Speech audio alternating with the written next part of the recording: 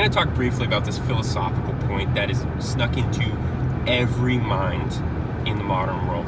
And it's this idea that at the heart of reality is a power dynamic between a dominant and a subdominant, entity.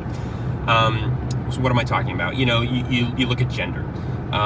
We think now of ourselves as this like mind-body composite, and that the mind and the body are like kind of war with each other. What's your gender versus what's your biology? Power dynamic.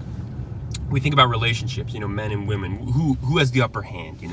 It's kind of like masked in this like romantic way, but a lot of people think of relationships in this power dynamic. Then we look at the culture, and we think like, race war, or we think ethnics kind of being like, subverted or marginalized and all these things. I'm not saying that doesn't happen, but it's the fundamental reality is that we're being taught that this just is the reality. It's kind of in a weird way a justification of race war when you think that power dynamic between dominant and subdominant is the reality. So it's kind of this weird self-justification. But I'm here to say that's wrong.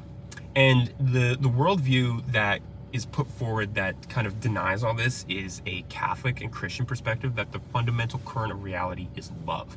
And this is very important because it allows for the brokenness of our world, but it also is stronger than that brokenness. It heals that brokenness. Love kind of bridges these gaps, even though there may be a reality where there's a power struggle, like certain minorities are put down, or maybe you don't feel particularly unified in your mental health or your mind and your body. You might think that you're a woman, or you might think that you're a man, but your biology says otherwise. The Christian perspective allows for this. It says, yeah, we do live in like a fallen and broken world, and the reality is that love will conquer this, and you have to have love for yourself, for the other.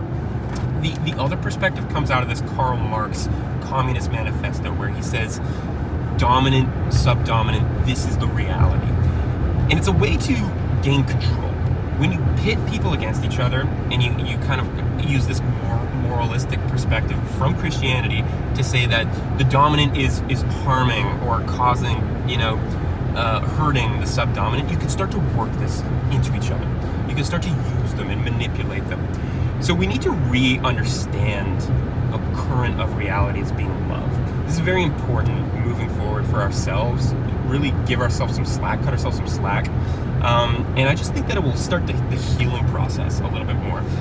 Rather than getting caught in this like cyclical loop of the dominant being dominated by the subdominant, and then now they're the subdominant, you know what I mean? It doesn't end.